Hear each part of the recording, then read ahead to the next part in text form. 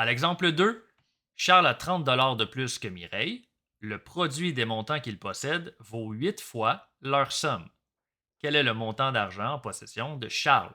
Dans un premier temps, on va définir des variables. Ici, on va dire que X représente le montant de Mireille. Montant d'argent de Mireille.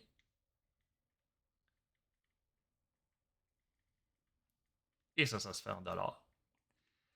Et X plus 30, puisque Charles a 30 de plus que Mireille, va représenter le montant d'argent de Charles.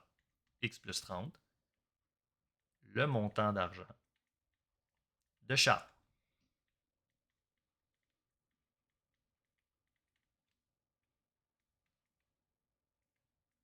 Encore une fois, en dollars. Maintenant, la deuxième phrase de l'énoncé, le produit des montants qu'ils possèdent vaut 8 fois leur somme, nous permet d'écrire une équation. Le produit des montants, étant donné que le premier c'est x et le deuxième x plus 30, mais le produit ce sera x fois x plus 30. Et on nous dit que ce produit-là vaut 8 fois la somme, donc ça correspond à la même valeur, 8 fois la somme de x et de x plus 30.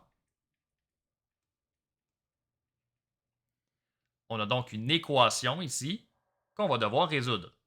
X fois x, on obtient x carré. X fois 30, 30x. 8. Et là, 2x plus 30, x plus x qui fait 2x. 8 fois 2x, on obtient 16x plus 240, 8 fois 30. On a une équation du deuxième degré.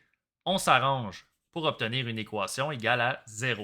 Donc ici, on va enlever 16x, on va enlever 240 pour obtenir égal à 0. X carré plus 14x moins 240 égale à 0. On vient factoriser le polynôme de gauche. Ici, encore une fois, en utilisant la méthode produit-somme, on va obtenir deux facteurs qui sont x plus 24 et x moins 10 égale à 0. Deux réponses sont possibles. Ici, x plus 24 peut être égal à 0. Donc, c'est notre première réponse. X plus 24 égale 0. Et notre deuxième réponse, x2 moins 10 va être égal à 0. On peut résoudre chacune des équations. Ici, on va enlever 24 de chaque côté. On va obtenir que x1 doit être égal à moins 24. Et là, vous comprenez qu'on va tout de suite rejeter cette réponse, puisque comme x correspond au montant d'argent de Mireille, Mireille ne peut pas détenir moins 24 dollars.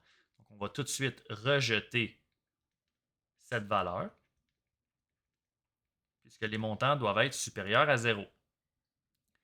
La deuxième réponse, donc x2 moins 10 égale 0, x2 doit être égal à 10. Et 10, c'est une réponse qui est plausible, c'est celle qu'on va garder. Maintenant, on demandait quel est le montant d'argent en possession de Charles. Donc, le montant d'argent de Charles.